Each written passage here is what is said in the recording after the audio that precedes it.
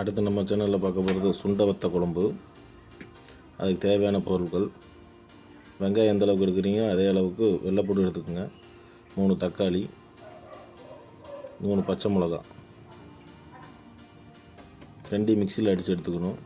அதுக்கு முன்னாடி சுண்டை வத்தலை எண்ணெயில் பொரித்து எடுத்துக்கணும்.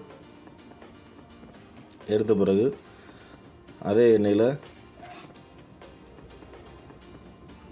கடுகு போட்டு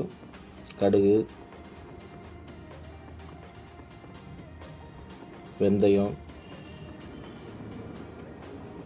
எல்லாம் போட்டு ஒரு தாளிச்சுக்கணும். அதோடைய நம்ம உரிச்சு வச்சுருக்கிற வெள்ளைப்பூடை சேர்த்துக்கணும். நல்லா அது வதங்கின பிறகு நல்லா வதங்கணும். வதங்கினதுக்கு அதே அளவு உள்ள வெங்காயத்தை, சின்ன வெங்காயத்தை போட்டு அதே மாதிரி வதக்கணும்.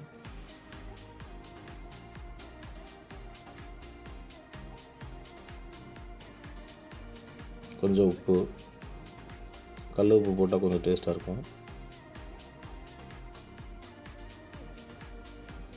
கொஞ்சம் குழம்பு மிளகாத்தூள் ஒரு 2 டீஸ்பூன் அளவுக்கு போட்டு நல்லா பரட்டி விட்டுறணும். கலருக்கு பார்த்தீங்கன்னா கொஞ்சம் மஞ்சள் பொடி ஆட் பண்ணிக்கலாம்.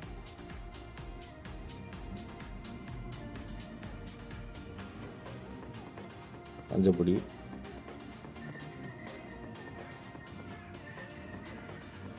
நல்லா இதையும் நல்லா தாளித்து விட்டுக்கணும்.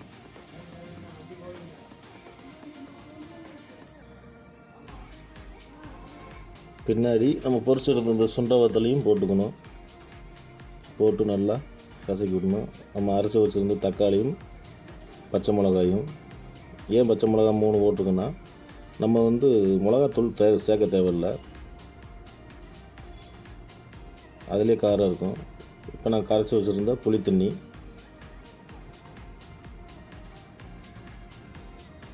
நல்லா ஒரு கிண்டி விட்டுருங்க. நல்லா கொதிச்சுன்னு அருமையான சுண்டை வத்தல் குழம்பு ரெடி.